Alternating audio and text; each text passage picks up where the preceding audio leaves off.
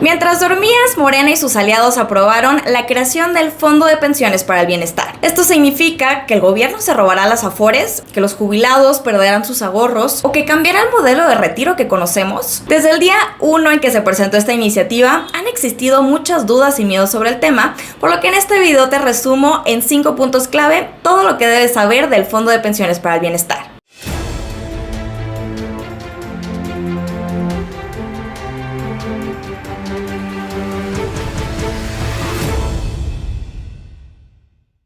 En las últimas semanas, la atención de millones de mexicanos ha estado en las elecciones, los debates y los escándalos de los candidatos. Mientras tanto, nuestros diputados y senadores han estado discutiendo 3 reformas sumamente importantes para el país. Se trata de la ley de amnistía, que otorga al presidente el poder de perdonar a cualquier criminal, la ley de amparo, que restringe la capacidad de los jueces para detener proyectos impulsados por AMLO, y la reforma para crear el Fondo de Pensiones para el Bienestar. Platiquemos de esta última y para comprender mejor, remontémonos unos meses atrás, específicamente a febrero. Hace 2 meses, AMLO lanzó un paquete de 20 reformas constitucionales y entre ellas resaltó una sobre el sistema de pensiones que a grandes rasgos buscaba asegurar que los trabajadores recibieran una pensión del 100% de su último salario, siempre y cuando este no superara el promedio mensual de los afiliados al IMSS, que en este momento es de unos 16,700 pesos. Por si no sabes, actualmente un jubilado bajo la reforma de pensiones del 97 alcanza un retiro equivalente al 60% de su último sueldo, por lo que, como podrás imaginar, la propuesta del morenista fue altamente popular. Desde ese entonces se planteó la idea de crear el Fondo de Pensiones del Bienestar,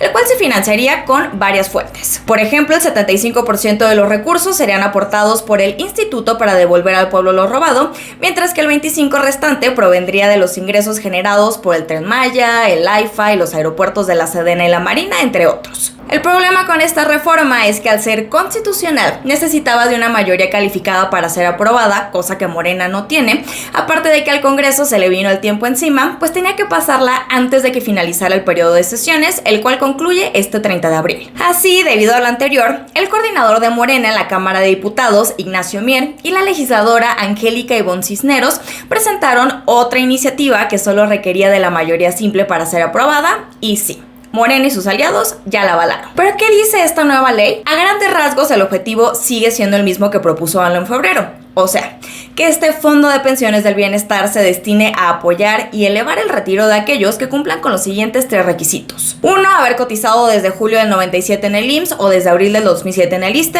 2. Cumplir con edad y semanas cotizadas para pensionarse. Y 3. Que su pensión sea igual o menor al salario promedio mensual de los trabajadores afiliados al IMSS. En ese sentido, el dictamen indica que el fondo será un fideicomiso público, que el Banco de México actuará como fiduciario y que será constituido por la Secretaría de Hacienda. Además de que contará con un comité técnico encargado de establecer las reglas sobre la recepción, administración, inversión, reservas y rendimientos de los recursos. Ahora bien, la pregunta que todo mundo se ha hecho desde el principio es ¿de dónde va a salir el dinero suficiente para financiar esta idea? Bueno, además del financiamiento que propuso López Obrador al principio, el fondo tendrá otra fuente: los ahorros de los trabajadores que hayan cotizado en las Afores y en el Infonavit. Y ojo aquí porque muchos han hablado de las Afores, pero prácticamente nadie ha mencionado el Infonavit. La cosa funcionaría de la siguiente forma: cuando un trabajador del sector privado alcance los 70 años y su Afore esté inactiva, el dinero se transferirá automáticamente al nuevo fondo, y para los empleados del Estado será el mismo proceso, pero hasta los 75 años. Para que te des una idea de los recursos, según datos de la Comisión Nacional del Sistema de Ahorro para el Retiro, hasta marzo pasado había unas 74 millones de cuentas en las Afores, con un saldo que supera los 6 billones de pesos. Entonces, ¿todo ese dinero se va a pasar al fondo? No.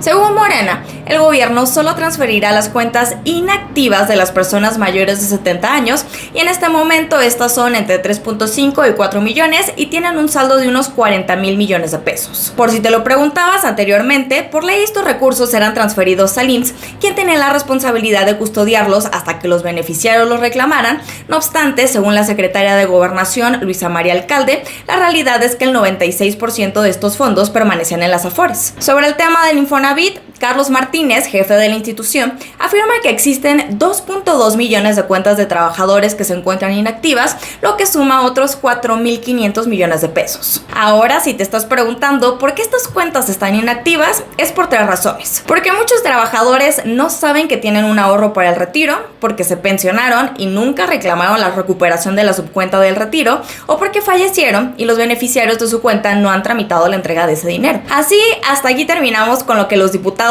y los senadores aprobaron en papel, pero ahora veamos cómo esta reforma impactará en la práctica y si es algo bueno o malo para los mexicanos. En cuanto a lo bueno, Morena explica que las afores no desaparecerán, por lo que tu dinero no se evaporará en el aire como muchos piensan, y esto es cierto, las afores seguirán administrando el ahorro de los trabajadores. El gobierno solo transferirá al fondo las cuentas inactivas, las cuales seguirán generando intereses y los beneficiarios podrán reclamar la devolución de los recursos en cualquier momento. Además, supuestamente se contará con una reserva para garantizar que en caso de que suceda el reclamo, se entregue el dinero a quien lo solicite, pero en caso de que no se reclame, sea usado para ayudar a los pensionados. Piénsalo. ¿Por qué dejar el dinero en una cuenta olvidada cuando puede ser usado para algo útil como mejorar las pensiones? Si lo vemos desde esa lógica, el fondo tiene un fin positivo, ¿no? O sea, nadie en su sano juicio piensa que un retirado no debería recibir una pensión digna y justa en retribución a sus décadas de trabajo. Así, en efecto, el objetivo es bueno, lo malo es que no se va a cumplir y la forma en la que lo quieren hacer es peligrosa. Verás.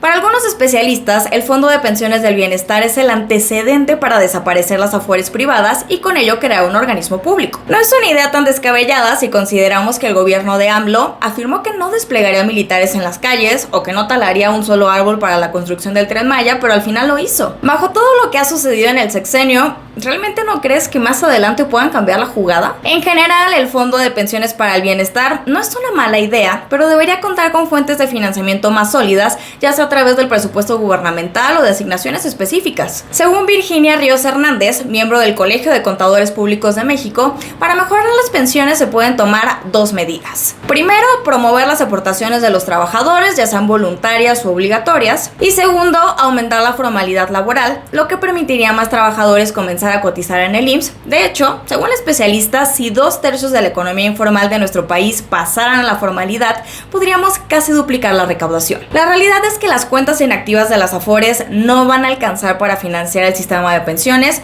los recursos del instituto para devolver al pueblo lo robado tampoco van a alcanzar, e incluso se ha propuesto utilizar las ganancias de las empresas del Estado para respaldar el fondo. ¿Pero cuáles? ¿Pemex, la petrolera más endeudada del mundo? ¿La refinería de Dos Bocas que prometía la autosuficiencia energética y sigue sin refinar barriles? Segalmex, que desapareció 15,000 millones de pesos. Se supone que con la cuarta transformación, México ha ahorrado recursos gracias a las estrategias de austeridad republicana y pobreza franciscana. Se supone que ya no se malgasta el dinero porque no hay corrupción. Se supone que se recuperaron recursos por la venta del avión presidencial.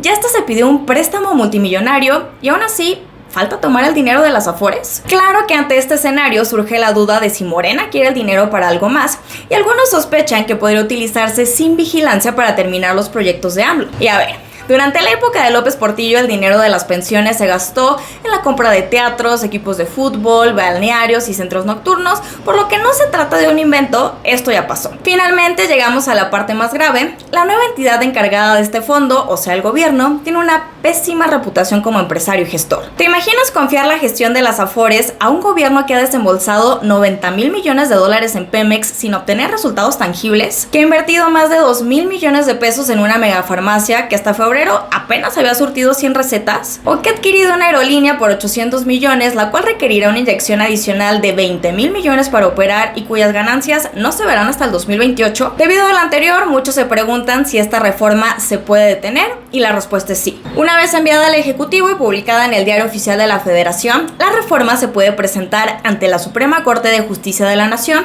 donde debe ser discutida y, si así lo deciden los ministros, declarada inconstitucional. De acuerdo con los legisladores de oposición, el recurso jurídico para la Corte está casi listo, por lo que podemos suponer que muy pronto será presentado. ¿Tú qué opinas de esta reforma? ¿Crees que es algo bueno o malo para el país?